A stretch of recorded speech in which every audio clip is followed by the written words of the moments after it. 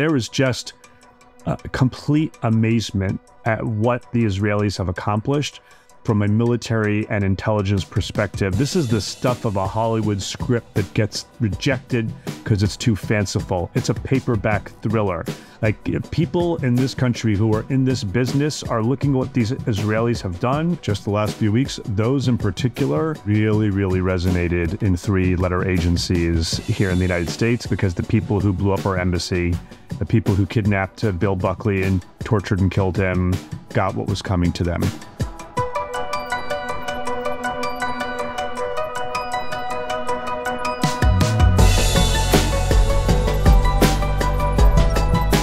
It's 9:11 a.m. on Wednesday, October 2nd, here in New York City. It is 4:11 p.m. on Wednesday, October 7th, in Israel, as Israelis wind down their day and prepare for the Rosh Hashanah holiday. These past 24 hours have been some of the most intense and fast-moving since the war broke out almost 1 year ago.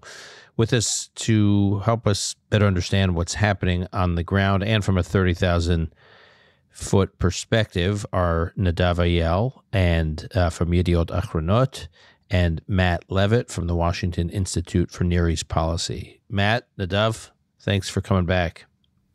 Thanks for having us. Just to recap what's been going on these past few days. 2 weeks ago, in a jaw-dropping, very dramatic operation dubbed the pager attack, I guess, Israel took out thousands of mid-level Hezbollah operatives, or at least took them off the battlefield. Last week, the Israeli Air Force dropped some 83 tons of bombs on Hezbollah's central command, killing Hezbollah chief Hassan Nasrallah and many of Hezbollah's central command leadership and even the next level down. This was followed by the Israeli Air Force attacking much of what was left of Hezbollah's rocket and missile arsenal that were stored inside villages, really in southern Lebanon, right there at Israel's northern border, mere kilometers from Israel's northern border. 2 days ago, Israel launched a ground operation into Lebanon, limited ground operation, to destroy Hezbollah's subterranean infrastructure, the underground munitions depots, weapons, and tunnels, which had all the ingredients for their own version of an October 7th attack, only coming from the north. And then just yesterday, Iran fired some 200 ballistic missiles at Israel, striking targets all over the country, or at least attempting to. But there were no casualties on the Israeli side, thank God. One man, a resident of Gaza, actually was walking on the streets of Jericho in the West Bank, and he got tragically crushed by a large piece of an Iranian missile debris after being shot down by Israel's air defense systems. Before we dive into some of these stories, I just want to focus on the big picture for a moment. Of all of Iran's proxies, Hezbollah has been, for years, the biggest threat to Israel, and hanging there as a deterrent against any Israeli action against Iran. It has a substantial, well-trained fighting force. It has the best weapons and artillery among Iran's proxies, and a real organizational structure, like a military, like a sovereign nation's military. So, Matt, let's start with you, because you've got to drop off in about 20 minutes. What is left of Hezbollah, the backbone of Iran's axis of resistance, and what does this mean for Iran?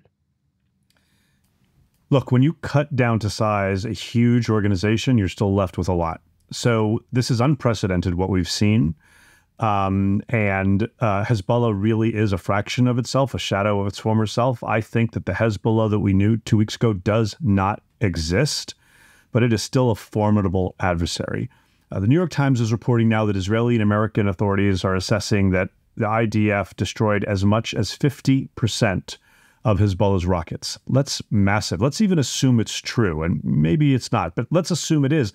That still leaves you with about 75,000, maybe as much as 100,000 rockets. And so as Hezbollah is still able to play that deterrent role for Iran, trying to prevent someone from attacking their nuclear program, obviously a very, very current conversation today is the Israelis are sure to respond to the ballistic missile attack by Iran. What Hezbollah can't do as effectively today is fire lots of missiles. It's not clear they have the command and control to be able to coordinate that.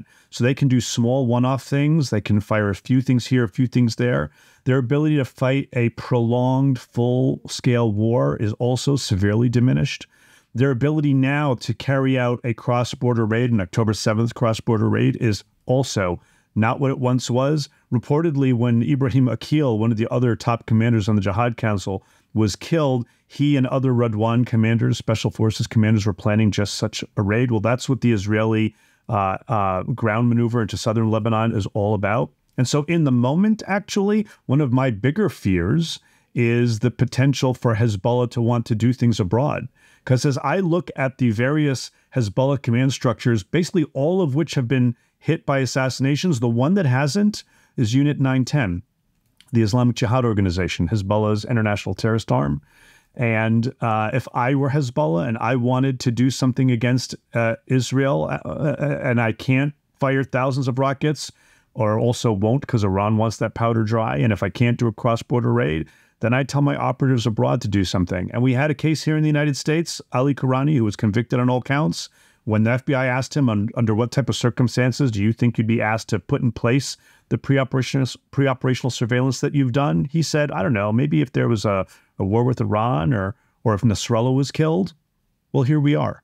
Matt, one question. For years, we have been led to believe that Hamas is a threat, but it pales in comparison to the threat from Hezbollah. 10 times, as I mentioned earlier, 10 times the munitions and rocket and missile capabilities of Hezbollah, 10 times the manpower, real experience fighting in Syria since 2012 to prop up Bashar Assad. So they were a real battle-tested force. And Israel didn't really have any great defense capabilities at its northern border.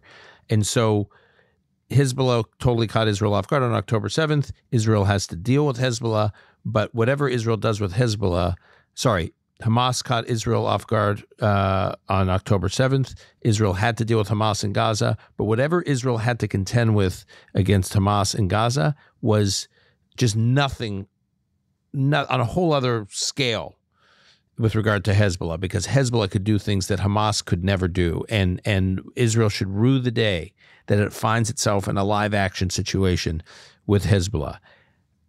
And here we are, and they seem completely, I don't want to say a shadow of itself in terms of what Israel's dealing with, and maybe it speaks to Israel's capabilities that we didn't know Israel had, but it just feels like there's something here that doesn't compute in terms of what we had been believing about Hezbollah's capabilities relative to what we've seen over the last few weeks.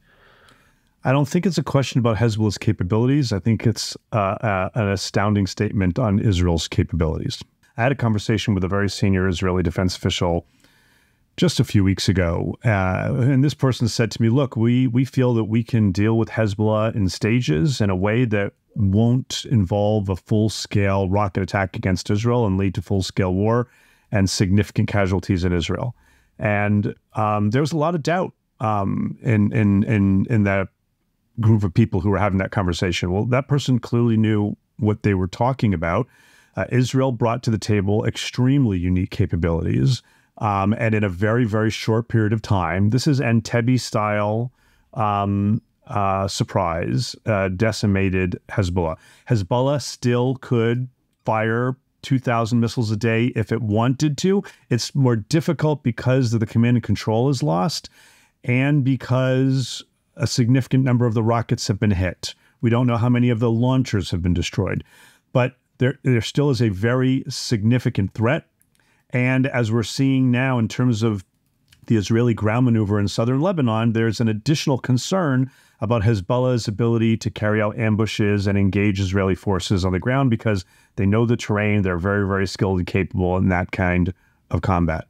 So this is less to me about being wrong about Hezbollah's capabilities and more about being amazed at the kind of intelligence infrastructure Israel put in place post-2006 when they were very open about their own failures in that war. They've been saying for years that they completely rebuilt the way that they collect and think about intelligence targeting Hezbollah. And now we saw the fruits of that labor, and it's astounding. One last question for you, Matt, before I bring Nadav in. You've been in and out of the U.S. government for years. You worked in the FBI. You've worked in various parts of other areas of the executive branch, focused on Hezbollah as a threat to the United States. You were focused on Hezbollah's reach around the world, as you were referring to earlier. As a former official in the U.S. government dealing with Hezbollah, what do you sense the mood is among American officials and your former colleagues about what Israel has just accomplished? Because Israel has been now, in the last few weeks, systematically been taking out people who've been on the U.S. most wanted list for decades, and for some reason have always been able to elude the U.S. And, we all say it's a little bit of a cliche, Israel's success in this war is America's success. But this seemed to me to be like a crystallizing case study in that. And I'm just curious if the sense you're getting in the former departments and agencies you worked in. Look, there are two things here. One is the sense of justice for historical things that Hezbollah did, blowing up our embassy twice and the Marine barracks and all that. The deaths of Fuad Shukr and Ibrahim Akil in particular, both of whom were involved in those 1980s Beirut bombings. And both of whom have been taken out by Israel in the last few months. Just the last few weeks. Those in particular really, really resonated in three-letter agencies here in the United States, especially people who've been in long enough to remember. I know of people who are doing a jig because the people who blew up our embassy, including destroying the CIA station, the people who kidnapped Bill Buckley and tortured and killed him, got what was coming to them. That's one piece of it. The second piece of it is things that Israel is doing to deal with Hezbollah today as a current threat. And while there is concern in some circles that Hezbollah and Iran are going to escalate in response, and what does that mean for regional stability? And are we on the cusp of regional war and all those types of concerns? It is also the case that people here in the United States, really do, and in the administration, really do understand and appreciate Israel's not only right, but need to defend itself. They understand that Israel didn't start this on October 7th or 8th, that this, for Hezbollah in particular, Hamas too, of course, but for Hezbollah was a war of choice, not in defense of anything. And they see that Israel has successfully, in a very short period of time, eliminated a huge amount of threat that Hezbollah was posing to the region, not just to Israel, but to the region. And for a country that has huge interests in this region, that is a huge net positive. And the final thing is there is just complete amazement at what the Israelis have accomplished from a military and intelligence perspective. This is the stuff of a Hollywood script that gets rejected because it's too fanciful. It's a paperback thriller. Like, people in this country who are in this business are looking at what these Israelis have done with tremendous professional respect. Nadav, I want to ask you, we typically in a war, we get reports on developments, on war stories when an operation takes place, like the operations I just described at the beginning of this conversation. But these events are taking place at such a rapid clip. I mean, the sequence, you're just processing one event and then there's a new one that is shocking. So can you just try to now take a step back? What's the overall story here? How should we be reading these individual events as kind of in one thread? Well, much as like Matt has said, the bigger picture is that Israel is restoring its deterrence in the region. Now, this restoration lies mainly on the way that it has been tackling Hezbollah. And as Matt really very rightly pointed out, and it's something that we said again and again on your show before these operations, it's the third Lebanon war that we're seeing right now that the IDF was preparing to. Now, when you prepare to your next war, sometimes it doesn't succeed, right? Sometimes these plans can fail. And what we have seen with the Israelis is that the IDF has basically succeeded in every plan it has made towards this war. And it's not only the IDF, I should say, according to foreign sources, it's also the Mossad. So I'll just give you an example, Dan, from something I'm writing today that wasn't published before.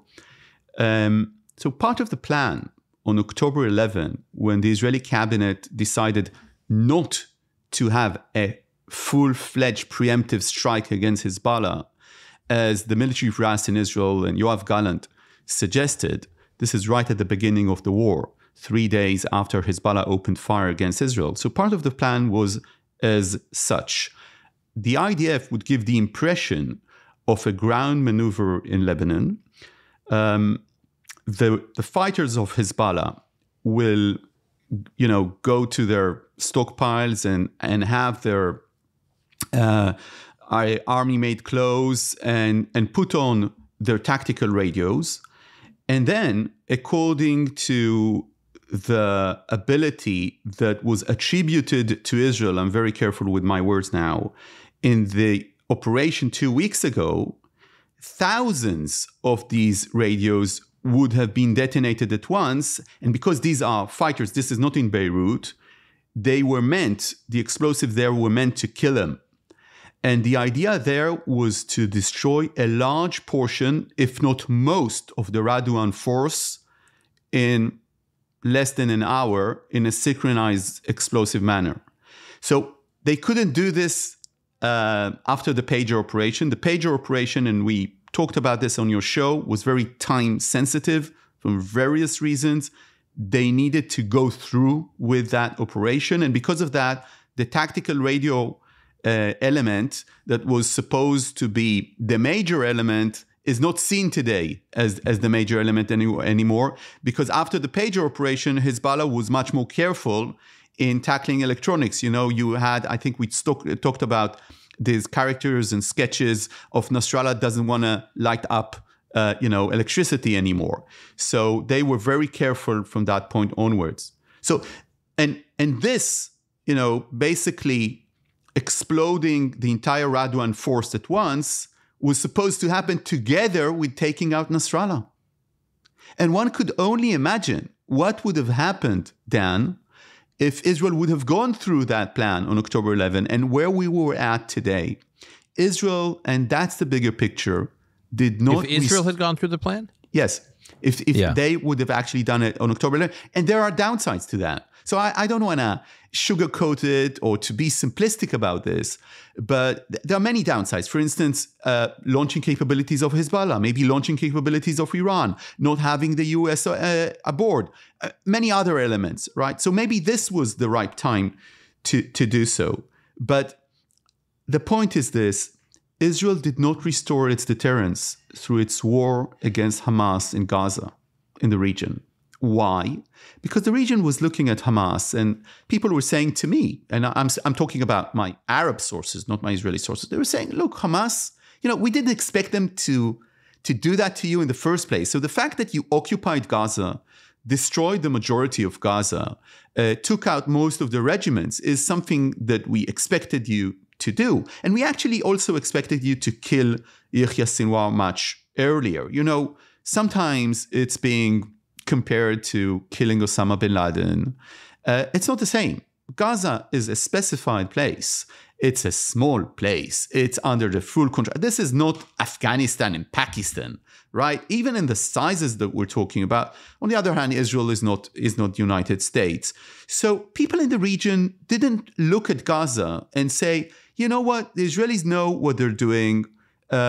They understood that this kind of Tufan al-Aqsa, this kind of an operation of massacres will lead to this Israeli response, but they weren't impressed.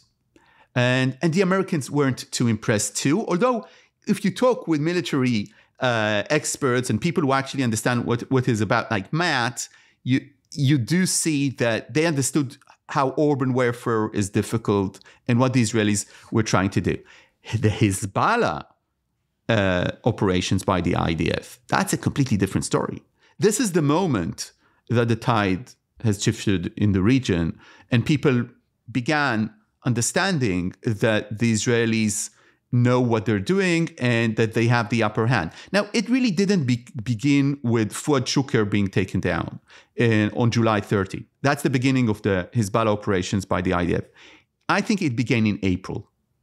It began in April in the way that the Israeli Air Force responded to the Iran attack in a very targeted way. So what Israel showed the world is, first of all, I want to be clear about this. Without the United States, Israel wouldn't have the same results as it did in the last 48 hours with this massive missile attack against the country. And it wouldn't have the same result as it did in April, but it was at least 80% the Israeli Air Force. So people need to know that. This was not half and half. This was the Israeli Air Force that mainly did that. And in April, its response to the Iranians was so targeted and so successful that it meant a lot. Nadav, I want to talk about the ground operation, or what we're calling the ground operation. Yeah, before the ground operation, I have another thing to say about what you said about Matt, which I find interesting. Just so we'll understand that Ibrahim Akil and Fuad Shukr had a prize on their heads put by the US government of $7 million and $5 million.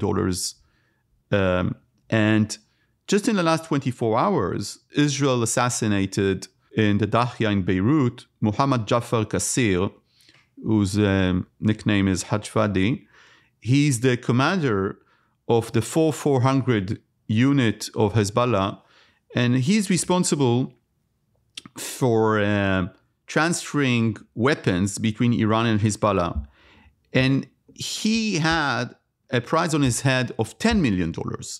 So he was much more important for the US government than Ibrahim Akil, which was the head of the Hezbollah operations.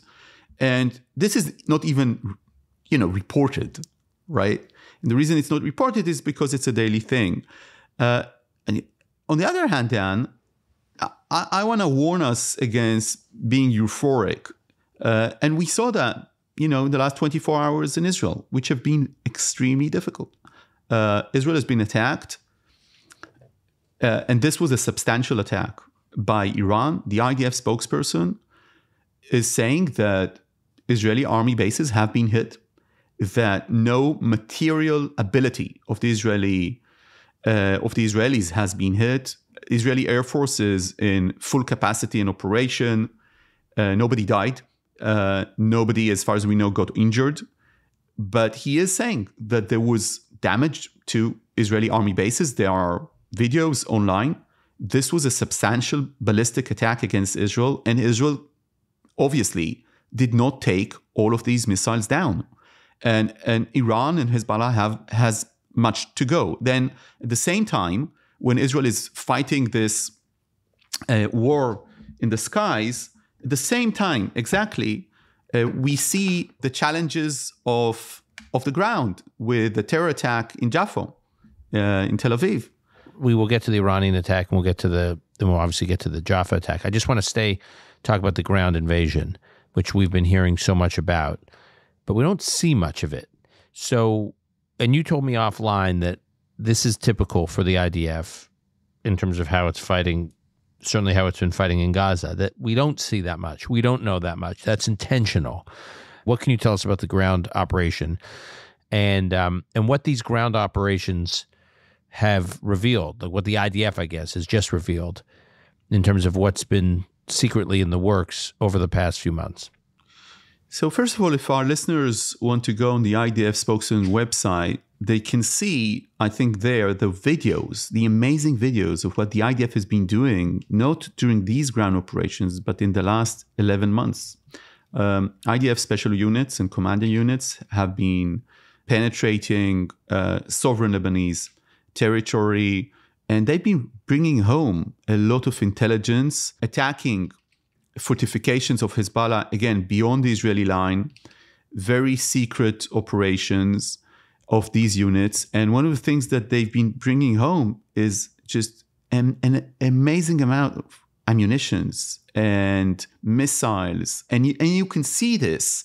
And what the IDF spokesman then did very cleverly, I think, is that he had his people go with these units So you can actually see the operations there. You can see the IDF going into, an area in South Lebanon that looks innocent, and they find in the middle of the woods a hidden door, and they go to the tunnel, and you see them going inside the tunnel, and then they find there those missiles that they wanted to shoot, and the actual preparation down for another October 7, but 1,000 times more powerful. I watched the Israeli Channel 12 military correspondent Nir Dvori. He was asked after these operations were revealed, what do they mean? And he quoted something that a senior army official told him at the beginning of the war. He told him that if Hezbollah would have surprised Israel in the north, the Nukhba and Hezbollah would have shaken hands in Dizengoff Square in Tel Aviv. So, first of all, chilling. That is just chilling. I want to say, this is what Dvori said, and I want to say about this that I just want our listeners to process what you're saying. The vision was Hamas's commandos would make their way from the south up, heading north into the center of the country, and Hezbollah's commandos would penetrate Israel's northern border and move its way south, which means they would completely overrun the country. That was the vision. That was the plan. That was the plan. So just basically squeezing Israel from both sides. But, when I say that was the plan, I want to be extremely careful about saying that was the plan. Why? Because we know that Hezbollah did not surprise Israel. It attacked Israel on October 8, but it was not part of the timing of the Hamas attack. And I think it wasn't by mistake. Now, I want to say something important. And again, Israel saw in the north and was preparing in the north for a possible Hezbollah attack. This is what we have been saying in these chapters. And because of that, Hezbollah was exposed. And because it was exposed, Israel deducted in the north, quite rightly so, that there is not going to be a surprise attack. And Israel was right. The Israeli intelligence was so focused on the north, was preparing the third Lebanon war, but it was also seeing that the Radwan force is not ready. And now you and I can see that the fact is that Hezbollah was penetrated by the Israeli intelligence. So it's not by mistake that the Radwan force and the Nukhba didn't shake hands in Dizengoff. Israel was very ill-prepared and totally failed in the south, a failure that will echo for generations. Israel was prepared in the north and overly prepared in a sense, and this is the reason why it also considered a preemptive surprise attack 3 days after Hezbollah attacked it, because it saw that Hezbollah isn't ready. And let me tell you something about that I'm not sure was published. After Israel considered that and decided not to, a message was delivered to Hezbollah through a third party saying to them, stop your war in the north. We are ready to act. And they heard this thing leak on Israeli press about October 11. It began by American press, of course, but then it leaked also to Israeli press. And Nasrallah himself didn't believe that the Israelis even considered doing what they did. And as we saw to the end of the war, he didn't believe that the Israelis will go through with this. But the bottom line is that the IDF knew and understood for years what Hezbollah is planning in the north. They knew where to go, and they raided these places. Now we have a ground incursion in Lebanon, again, rather limited. The prices are already high. As we speak, the families of at least 3 IDF soldiers have been notified in the last 12 hours that they have been killed in action. And there are substantial battles across southern Lebanon. And we're speaking on the eve of Rosh Hashanah. It's a difficult holiday in Israel because of these news, because of the terror attack yesterday, and the news about casualties today in South Lebanon. We're talking about Israel's success. It comes with a price. And the people bearing that burden are the IDF soldiers and officers and their families. Nadav, I want to talk about the unprecedented Iranian attack, the 200 ballistic missiles last night. First of all, what can you tell us about that? So the attack is a result of a directive by Iran's supreme leader. There were, when Iran decides to do something like that, it goes through a process. And we know that the final decision was made in the last 36 hours before the attack. The Americans didn't know for sure, neither did the Israelis, that the Iranians are going to go for it. And one of the reasons for that, and this was published abroad, that Israel delivered a message to the Iranians that if they're going to attack Israel, this time the Israeli response is going to be much more severe. And it was also reported, and I cannot verify it. So when I'm saying now it was also reported, I don't mean that I'm backing that story. So I want to be careful that Israel also warned Iran that its nuclear installations might be on the table if they attack Israel this time. So during the morning, Eastern Time, United States, yesterday, the White House reached the conclusion, the NSC reached the conclusion that an attack is imminent. And they made that public immediately, saying that this would carry serious consequences to the Iranians, which, as far as I know, is the first time that this administration has actually said, we're not just helping Israel in its defenses, which the administration has done in April and has committed itself to doing again after Nasrallah was killed, but also saying that there will be a price that Iran will pay if it attacks Israel. I don't know what kind of price, diplomatically or otherwise. Now, the White House said that about, a couple of hours or 3 hours before the actual attack by Iran, but Secretary Austin said that like 24 hours before.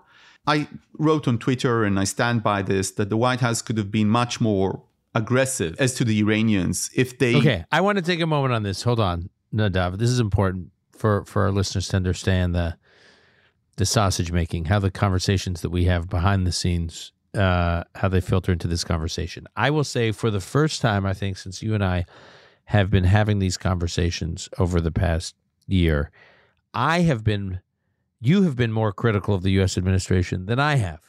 I just want to note it for the history books, where I was struck by the strength of Jake Sullivan, the White House National Security Advisor. I was struck by the strength of his statement yesterday when he came out and made it clear that not only does Israel have a right to respond, but implied that the U.S. was going to participate in that response in some way, which was a jarring 180-degree change from the administration's posture, not only last April, but of a few days ago, when you had the U.S. administration, the Secretary of State, urging for de-escalation, and to go from de-escalation, which was consistent with the take the win language that President Biden had used after the April 13th attack against Israel, meaning take the win because Israel and its partners and allies managed to defend against that April 13th attack, or at least prevent it from doing serious damage, that Israel should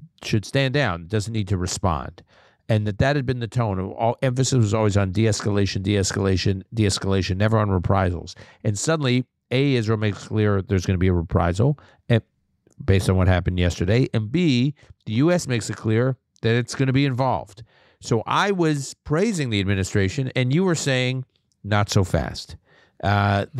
And so why don't you just explain why you... Yeah, my point is very simple. I was very happy, as you were, to hear the administration making these statements, but I didn't understand, if this is the policy of the United States, why make them after the fact and not before the attack, and make them much more forcefully, as the U.S. knows how to do, as this administration knows how to do. And I credit this administration for the way that it tackled, for instance, the Russia invasion to Ukraine. So one of the things that I think changed with this administration that they're doing very cleverly is that they are exposing on the record and publicly intentions of bad actors, and they push it through the media again and again. So they did it this time. But if you have decided that there will be consequences to Iran, it's not only about assisting the Israeli defense. You shouldn't leave it to a readout of a conversation between Yoav Gallant and Lloyd Austin, with all due respect. It's the president himself or Jake Sullivan himself that need to go on the record as soon as possible, warning Iran. And by serious consequences, I would also say, I understand that you would want to keep things tactically vague at this point. You don't want to commit yourself to a military action against Iran. I don't think that the U.S. administration, is about to hit Iran at this point. And I want to say something about that, because I'm not sure, knowing this president to the extent that I understand what he's doing, I'm not sure that the end game here won't deteriorate to a situation in which the Americans do something vis-a-vis Iran, and I mean a military action. I'm leaving this aside. My point is that if you change not only your tone, but you are actually saying you're going to pay a price, push it through, deter them. Don't only send forces to the Gulf, but say that we have changed our position here. If you attack again, they know, the White House knows how to do this. This is not a law. And Lloyd Austin, by the way, he didn't go to the cameras. He didn't have a press conference saying that. It was a readout of an announcement with Yoav Gallant. So if you're not serious about it, don't say it. But Americans are serious. No, this administration, from my experience, is serious. And when they say there will be serious consequences, they mean it. And my only point there is you should have done it through the White House and much earlier, trying to deter the Iranians. I don't think that this is a good thing that happened, Dan. The Why? Iranians attacking Israel. Let me push back a little bit. I agree. Obviously, anytime there's an attack on Israel, it's bad and it's scary. And I have family members, very close family members, that spent much of the night 2 nights ago, even in Jerusalem, in their safe rooms, which is not, normally Jerusalem doesn't. That's not required for residents of Jerusalem, and the Home Front Command was requiring it for my family in Jerusalem. So obviously it was a scary 24 hours, and we have scary days ahead. However, the Iranian attack, I think, makes it much easier for Israel now to have a much more ambitious approach to its response. And we'll get into this, but it may have catalyzed options for Israel that Israel may not have had before. Yeah, well, first of all, it's possible, and there's always, in war, there can be created all kinds of opportunities, and people say now Israel has the legitimacy to operate, which is the point you just made, Dan. I saw the missiles landing, in the areas of Tel Aviv and Herzliya. I saw this barrage, and for many people in the region too, this was a show of force by Iran. We're talking about Israeli deterrence. At the end of the day, Iran has attacked Israel already twice with hundreds of projectiles. And this attempt was not symbolic. It was meant to hit Israel. And every time this kind of thing happens, I don't think that this is good news. And I also think that attacking maybe nuclear installations in Iran was at any rate on the table. So if the point is that it would have been better for Israel to be in this position, after it's attacked, and now it can mainly make an argument internationally speaking, I think Israel already has a good international argument about trying to deter this bad actor called Iran. I think there is something, and I don't use this word often, infuriating with this set of events. And this is one of the reasons I was critical to an extent of the US administration. I have to confess, it has a lot to do with me being an Israeli on several levels. Because look what happens here. You have here a regional power that pays, very little price for its support for these militia proxies who make life in Israel hell in the last year and basically make life hell in Israel for a long time. Israel has been attacked by these proxies. It's not that Israel came, woke up in the morning and said, oh, we have these genocidal organizations on our borders and we need to tackle that first because they want to kill us all and murder our kids and, rape women and change the Middle East. And they're supported by Iran. And we will need to have this big war. No, Israel doesn't have the political leadership to do such a thing. Neither did it have the international legitimacy.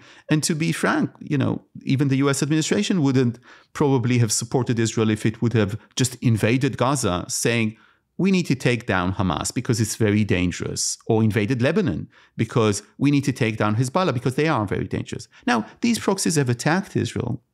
Israel has been responding to them, disintegrating Hamas, the very heavy price, also to the civilian population in the Gaza Strip. And this needs to be said. And it's been now attacking in a very targeted way, generally, Hezbollah very successfully. And now this bad actor is directly attacking Israel when Israel didn't attack it first. An assassination of Ismail Haniyeh, the center of Tehran, of one man is an assassination. It's not shooting, hundreds of ballistic missiles with military-style warheads when our kids are running to the shelters. And the fact that the world sort of accepted that this is what life is in the Middle East. You have these genocidal groups. They are saying on the record, I'm not saying that they're genocidal because it's a derogatory term. This is their statements. I'm just quoting them. They want to destroy this country. And you have Iran. It's supportive of this. And then Iran, from time to time, its foreign minister would meet other foreign ministers. It will be legitimate. It's a legitimate sort of act. So yeah, it's the nuclear program that is the problem. Not the fact that they've been supportive of Hezbollah, who's a murderous organization, murdering Americans, Syrians, Sunni Syrians, and Shia Syrians, and, all the rest who are attacking Israel. And I find this infuriating to an extent that the Iranians actually have the audacity to join the war because they're seeing that their proxies are losing and they're attacking Israel. And, no Iranian kid right now, I'm saying the Iranians, but I mean the Iranian regime. It's not fair to say the Iranians. Most of the Iranians that I know of support Israel. I'm talking even Iranians within Tehran. So if someone is hearing us right now, I don't mean Iranians. I mean the Iranian regime. I mean the Islamic Republic. But at the end of the day, it's our kids who are running to shelters. And it's the kids in Tehran who sleep every night, just fine. And the fact that this is like part of life in the Middle East. This is part of life for Israelis. I think that this is how we got to this point. Because if you don't tackle these bad actors and deter them, and it's not only about normalizing relations with Saudi Arabia, it's not about bypassing them. It's about getting things done and deterring them with credible threat of force, then you get to these points. Sorry, this was my short speech about why, as an Israeli, I would want to see more of the international community. Bring it. I'm all for it. Let me ask you about the attack that occurred within the attack being in Jaffa. It turns out that while missiles may be very effective as a psychological weapon, in practice, it turns out that the terrorist gunmen who were attacking Jaffa killed 6 people, took place at the exact time as a missile attack, was much more deadly than the missile attack. What do we know about that incident? Well, first of all, these are 2 young people from Hebron, terrorists affiliated with Hamas. One of them had a history, an unremarkable history. I think he was arrested for, maybe throwing stones, or not even throwing stones. The other one had no history as far as the Israeli Shin Bet was concerned. Iran has been flooding the West Bank with money and arms exactly to get these kinds of operations done. Iran has been sending people money, wiring money, smuggling money through the Jordan River. It has been basically flooding the West Bank in order to get an armed intifada against Israel going. And what I'm saying is, according to my sources in the Israeli security apparatus that are responsible on these issues, they have been doing anything they can in order to try, we've lost Hamas in Gaza. Okay, right now, the Israeli Shin Bet, responsible for the Palestinian arena in the West Bank, and actually also in Gaza, has dozens and sometimes more than dozens immediate threats to terror attacks against Israelis per day, dozens per day sometimes. So these are numbers that are basically the numbers of the Second Intifada 20 years ago. And the only reason you're not seeing more attacks like the one that we unfortunately had in Jaffa last night is because the military and the Shin Bet are just stretched to the utmost capacity, trying to prevent this from happening. Israel has this huge abilities to really, no other country has the same abilities to try to maybe the United States, to confront a missile attack and a rocket attack. But at the end of the day, it's two guys with AR-15 that managed to smuggle the border, go on the light train in Tel Aviv, go out and start shooting, killing, for instance, a mother, that carried her baby. And the baby was carried by someone there to the hospital, and the mother died, was murdered. And for me and for many Israelis, it was triggering because you saw the videos. These people are this. They acted exactly like the Nukhba terrorists on October 7, where a year after. And here you go. And the first thing they do, is they look for the civilians there, not all Jewish, by the way, a Greek tourist, and murdering them on the spot. A young mother, murdering them on the spot. Nothing has changed. Now, this is about Hamas. I don't know if you remember that Hamas was just playing this hand in the Arab world that, some of its fighters, it wasn't the directive of Hamas to target civilians or something like that. So I'm sure that none of our listeners really bought into that narrative. But if someone does forget that these people are targeting civilians, they're interested in killing civilians. So obviously, this terror attack last night reminded us. The rockets that Hezbollah's had, that Israel has been systematically taking out, combined with the capabilities that Iran has, like the 200 projectiles they launched yesterday. There's always this sense in Israel, and I alluded to this earlier, that Israel needs to be careful how it responds to various threats because Iran, either directly or through its proxies, particularly this proxy on Israel's northern border, Hezbollah, has a loaded gun. And don't test Iran because it can fire that loaded gun. And between the strike that Iran launched against Israel and what Israel has been doing against Hezbollah, is that loaded gun, more of an empty chamber at this point? Is there's perception that Iran's capabilities are not what Israel thought, as I said earlier, or maybe they are what Israel thought, but Israel's just systematically removing them, and therefore Iran has made a major miscalculation? Well, that's a great question. And the answer, Dan, is very much related to time span. So if we are going to stretch this, then Israel's advantage is going to erode. And this is not my strategic assessment. This is what my conversations with my sources, both with the Israeli leadership and Israeli security apparatus are saying. So right now, the Israeli advantage is substantial. But at the end of the day, Iran is a powerful country, and it's willing to invest a lot of its power, prestige, and money in order to strengthen different proxy and bad actors across the region. Now, they took a major blow. And even in terms of legitimacy, as you pointed out earlier, Israel has an upper hand. I just heard President Trump saying something last night, which I found extremely discouraging as an Israeli. He said it's like kids fighting in a schoolyard or something. I'm paraphrasing, but he did use the metaphor of kids fighting in a schoolyard. And sometimes you need to let them fight.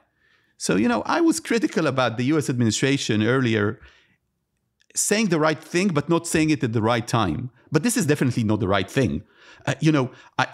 These are not two kids. This is Israel. And these people are coming for Americans too. And one of the worries that the Israelis have is that this would be seen as this kind of exactly this perception. It's a tribal kind of thing. In the Middle East, it's in a war of attrition.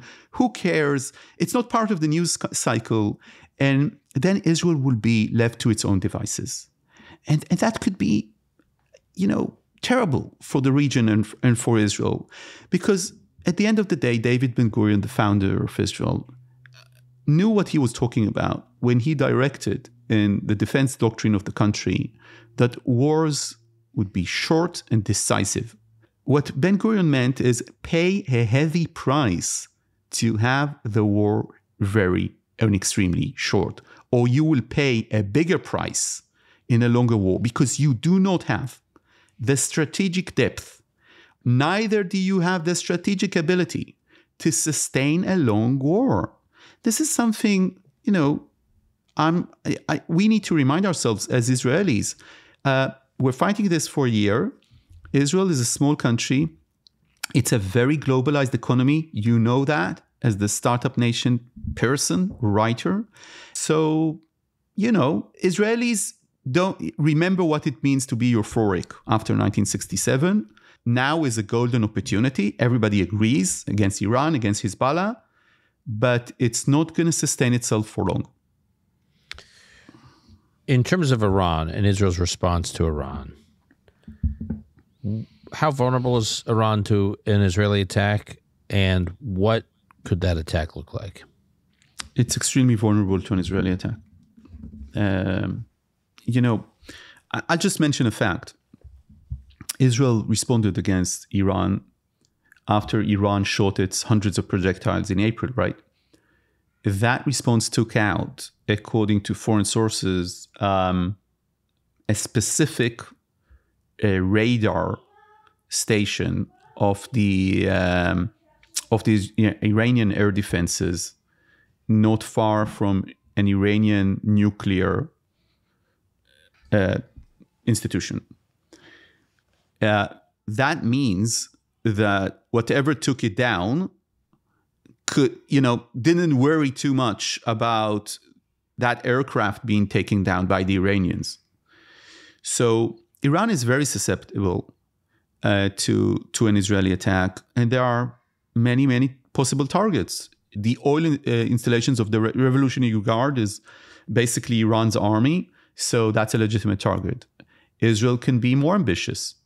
One of the biggest questions is whether or not Israel should attempt to take down some of Iran's nuclear capabilities, because it can't take everything down. So one of the questions is this the time to start doing that? Because this is the risk. And by the way, one of the things that was happening in Iran, in the discourse within the Iranian sphere, is that the Islamic Republic, after Nasrallah was killed, started sort of flirting with the idea that now that the deterrent force that they built in the region has basically been crippled, maybe they need to really break out towards a bomb, towards a nuclear bomb. And even this sort of discussion would sort of point you, if you were the US or Israel, that there is a possibility that you'll need to take out that plan. And the problem, of course, is a problem of cost effectiveness. I was speaking to one senior official over the last couple of days who made the point to me that if you would have tried to draw a line from Sinwar's decision to strike Israel on October 7th to Hezbollah being paralyzed and the threat of Hezbollah, which has lived with Israel now for decades, just being not gone, but perhaps temporarily paralyzed, and the Iranian regime being dramatically set back, its nuclear capabilities, perhaps senior leadership within Iran being taken out, much like senior leadership of Hezbollah has been taken out. That these would be the most historic and wide, from an implication standpoint, wide-ranging events and catalysts in modern Middle East history. I mean, we haven't seen anything like we've seen over the last couple of weeks in decades. And the implications of all of this, it was all triggered by Israel having to respond to October 7th and realizing they had to deal with other events in the region as a result, and on its other borders as a result of October 7th. And if you had tried to draw that straight line from Sinwar's decision to where the regime of Iran, the head of the octopus, as Naftali Bennett calls it, being under as vulnerable today as it seems to be, that line would have never been a straight line. Like, you could have never imagined from this to that. And it's perhaps one of the great accidents of history, or it's perhaps one of the great miscalculations by Tehran. Not that, that Tehran helped create this monster that is Hamas, that was able to do what it did on October 7th. It funded it, it trained it, and enabled much of its activities. Iran could never have imagined that Hamas's action would lead to Iran perhaps being at its weakest point against Israel in the West than it has been since the revolution in 79. Absolutely. Yeah. It's really very much dependent of how you think about the arc of history, Dan. Basically, Zionism and the project that is the State of Israel has always distanced itself from the notions of an absolute war, a war that will reshape everything, with one type of exception, and that is 1967. These operations in 1967 were defensive in nature. People tend to forget that. They were not made in order to expand the State of Israel. They were made because Gamal Abdel Nasser threatened annihilation. And the feeling in Israel during the time of waiting before the 1967 war is that we might all be eliminated, killed, murdered, every single one of us. And it was this difference between a sense of personal harm and a euphoria of victory that really changed the world in the Middle East. And to a large extent, this might be the case in recent days after the killing of Nasrallah. Begins with an existential feeling of many Israelis that we spoke about in your show. Really, in our first shows, I told you about people getting, sticks of wood that they can put on their shelter's door so that they can hold the handle. I say people, every single person I know, including myself, getting that piece of wood so they can close the handle in a way that it won't be opened by terrorists outside. So just for those who don't live in Israel, so every Israeli home is required to have a safe room, which is where you're supposed to go stay during a rocket attack or a missile attack, which is supposed to be protected from those projectiles or the impact of those projectiles. The problem is there's never been a requirement that those safe rooms have to be locked. No, it's the other way. It's from the inside. Not only the requirement was that they will never be locked. It's forbidden to put locks, because the whole idea there is that the risk of the shelter rooms is from bombing. It's not from an invasion and terrorists across. It's not like, panic rooms in this country. Right. The idea of shelters is that, first responders will be able to pull you out if the house to get in. Right. So the direction of the Israeli army was always never lock these rooms. And if you would have installed a lock, it would be against regulations. And suddenly people wanted to lock them because they were fearing invasion. And right, and that's the game. That's October 7th. October 7th was, no one thought hiding in their safe room that they would have to worry about terrorists trying to barge in, and therefore, this is your hope. I just want to come back to your point about the bars. And I know families where grandmothers with their grandkids behind them, granddaughters, held that handle. For instance, in Nir Oz, held that handle for hours. And when I met them, 2 days afterwards, they could still not operate their hand because they were holding the handle of the door of the shelter while terrorists were trying to get in and shooting through the door. This was the existential threat. It wasn't existential threat like in strategy and think tanks. It was a very immediate feeling that it is your family that could be next, because you know them, the people that this has happened to. And in the last 2 weeks, some of this tension that was made, by plan, by design of the terrorist organizations, of the fundamentalist arch enemies of Israel, of the axis of the resistance, that Israel will be destroyed one day. Some of this tension, I think, evaporated in the recent 2 or 3 weeks because of the IDF success. Because at the end of the day, as Israelis tend to say, what do we have if we don't have the IDF? We have seen on October 7th, it's not about our government. It's not. If the IDF fails for 7 hours, this is what happens. And because of that, to your remark that maybe this was a miscalculation by the axis of resistance, but one thing is for certain.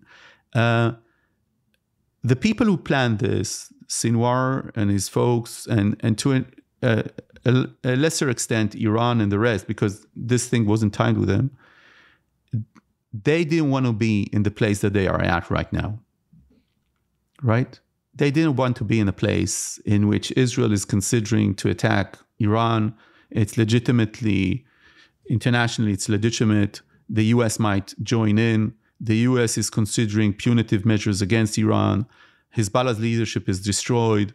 Gaza is basically taken by the Israeli Defense Forces. And the next target on the radar is, of course, Yahya Sinwar himself, who, according to some sources, might be already dead. They didn't want to see this. But there are things in the region they did want to see. So it's up for the Israeli leadership. It's the IDF who has supplied them with the tools and means, together with the Mossad and others, to recreate the region. The Saudis, the moderate Arab countries, you're speaking with them, Dan, probably more than I do. UAE, they're waiting.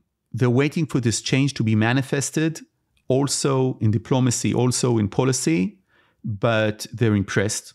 And now is the time. Now is the window of opportunity like no other to change and reshape the region. And we'll see if the Israeli leadership and also the Arab leadership, to be frank, and also for the first time, I think, in this eve of a new year, it seems that chances are much better for Israel to improve its strategic position in the region than they were in any time before in the recent year and probably in recent years. Some would say, in the Zionist outlook, they would say, no, the way that we would have wanted this to happen, Dan, is to have another 20 years of nothing and low friction and confrontation with Hezbollah and with Hamas. And in 15 or 10 years, the regime might have fallen. And Iran's regime might have fallen. And we didn't need October 7th to do that. So that's also a very much mainstream Zionist concept. I think that Sharon once said about Hezbollah, let let their missiles rust. Let them rust. And he meant that. And of course, that didn't end well, that perception at the time. And I think one of the things that we are discovering this year is that these perceptions that bad actors will disappear, will grow up, will mature, something will happen to them. We paid a very heavy price for this perception. Nadav, before we wrap, just 1 minute on Rosh Hashanah, the Jewish New Year. We try to look for hope into as we transition to the new year. It's hard to be, in some respects, hopeful while there's 101 Israelis in the dungeons of Gaza, while Israelis are still risking their lives to fight these wars. There's been many, obviously, very, very dark periods, but I just want to share with you briefly my children's Jewish day school, a letter that went out to the parents yesterday.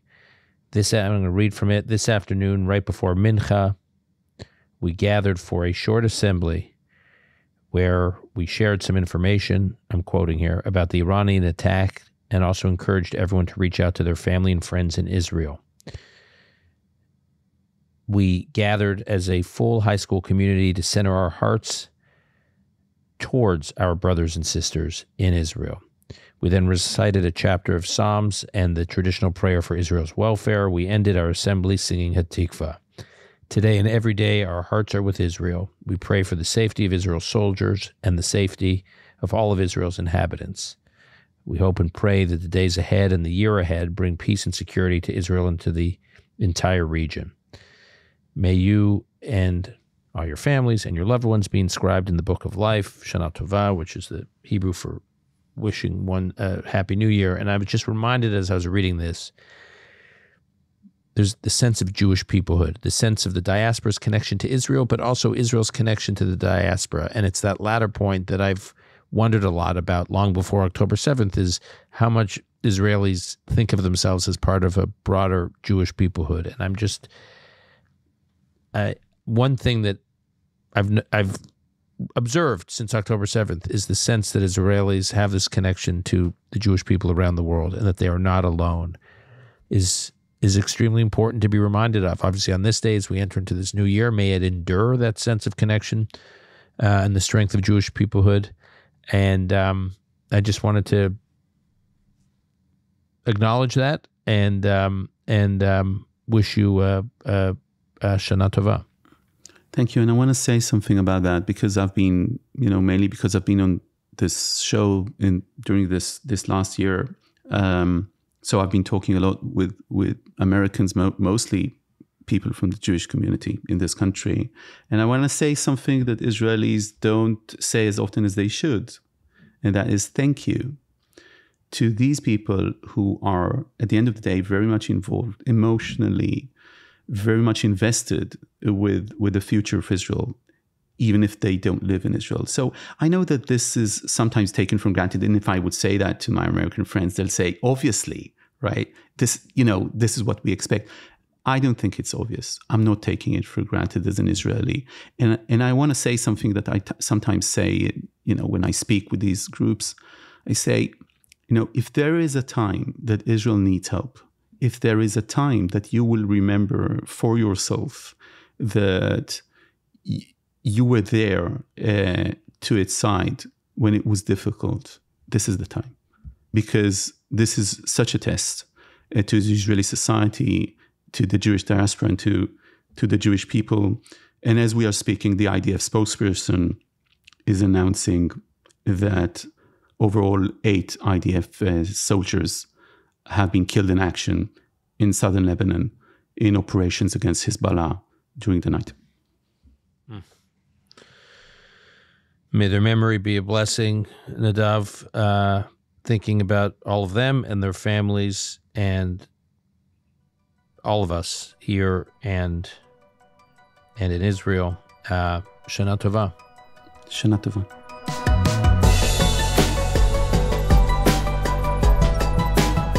That's our show for today. Call Me Back is produced and edited by Alon Benatar. Our media manager is Rebecca Strom. Research by Gabe Silverstein. Additional editing by Martin Huergo. Until next time, I'm your host, Dan Senor.